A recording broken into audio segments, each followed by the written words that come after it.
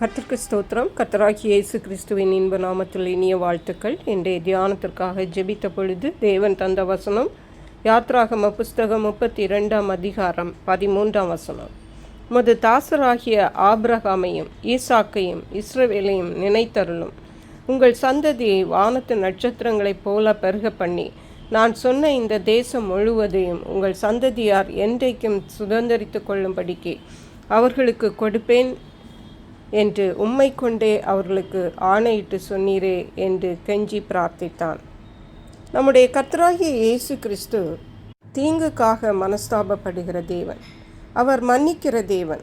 தேவன் மோசேயை மலையிலே அழைத்து அவருடைய கட்டளைகளையும் நியமங்களையும் கொடுத்த பொழுது 40 நாட்கள் ஆயிற்று.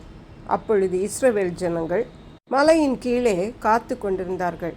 அநேக நாட்கள் ஆகியும் வராததை கண்ட பொழுது ஆரோனை நோக்கி, எங்களை இதுவரைக்கும் எகிப்திலிருந்து கொண்டு வந்த மோசேக்கு என்ன ஆயிற்று என்று எங்களுக்கு தெரியவில்லை, எங்களுக்கு ஒரு தெய்வத்தை உண்டு பண்ண வேண்டும் என்று சொன்னார்கள். அப்பொழுது ஆரோன் அவர்களுடைய ஆபரணங்களை கலட்ட சொல்லி அந்த பொன்னினாலே ஒரு கன்றுக்குட்டியை உண்டு பண்ணினார். மட்டுமல்ல, அதற்கு ஒரு பலிபீடம் கட்டி அங்கே அதை பணிந்து கொண்டார்கள். பாடலோடு அதற்கு அதை தொழுது கொண்டார்கள். மோசே 40 நாட்கள் கழித்து திரும்ப கீழே இறங்கி வரும் பொழுது இங்கே ஆடல் பாடல் சத்தமும் மிகுந்த தொனியாக கேட்டவுடனே மோசே பார்த்த பொழுது அங்கே கன்றுக்குட்டியை பார்த்தார். மோசே அப்பொழுது தேவன் தன்னுடைய கையினாலே செய்த 2 கற்பலகைகள், அதிலே அவர் தேவன் கையினாலே எழுதப்பட்ட கற்பனைகள் அப்படியே மலையின் அடிவாரத்திலே போட்டு உடைத்தார்.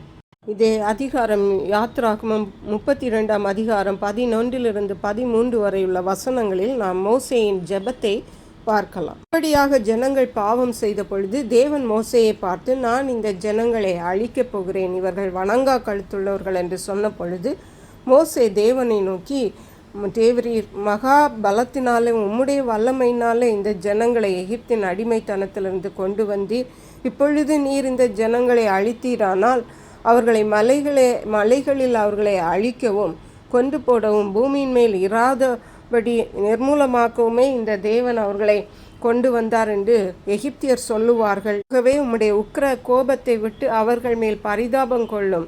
மட்டுமல்ல, உமது தாசராகிய ஆபிரகாம் ஈசாக்கு இஸ்ரவேலை நினைத்தருளும். அவருடைய சந்ததியை வானத்து நட்சத்திரங்களைப் போல பெருக பண்ணுவேன் என்று சொல்லி இந்த சுதந்தரித்து கொள்ளும்படியாக அவர்களுக்கு அவருடைய சந்ததியாருக்கு இந்த தேசத்தை கொடுப்பேன் என்று ஆணையிட்டு கொடுத்தீர். உம்மை கொண்டே அவர்களுக்கு ஆணையிட்டு சொன்னீரே என்று மோசே தேவனிடத்தில் கெஞ்சி பிரார்த்தனை செய்தார். அப்பொழுது தேவன் அந்த ஜனங்கள் மேல் பரிதாபம் கொண்டார். மோசேயிடத்திலே சொன்னார், நீ என்னை விடு, நான் இந்த ஜனங்களை அழிக்கட்டும், நான் உன்னை பெரிய ஜாதியாக்குவேன் என்று சொன்னார். ஆனால் மோசே அதற்கு விடவில்லை. தேவனிடத்திலே கெஞ்சி பிரார்த்தித்ததை பார்க்கிறோம். திரும்பவுமாக கன்றுக்குட்டியை அழைத்து தண்ணீரிலே அந்த பொடியை தூவி இஸ்ரவேல் ஜனங்கள் குடிக்கும்படியாக மோசே செய்தார். திரும்பவுமாக தேவனிடத்திலே இதற்காக மன்னிப்பு கேட்கும்படியாக மோசே சென்ற போது எப்படி ஜெபித்தார் தெரியுமா?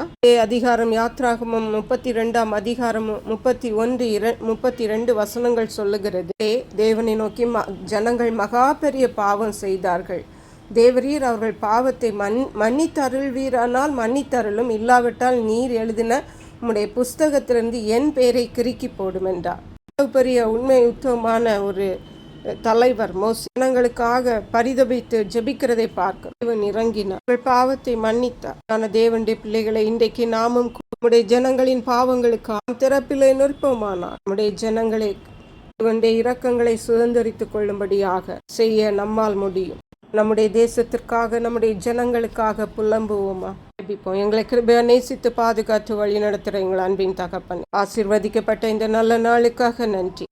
மோசேயை போன்று எங்கள் ஜனங்களுக்காக, எங்கள் பட்டணங்களுக்காக, எங்கள் கிராமங்களுக்காக, எங்கள் தேசத்துக்காக நாங்கள் திறப்பில் நின்று தேவனுடைய இரக்கங்களை பெற்றுக்கொள்ள உதவி செய்யுங்க.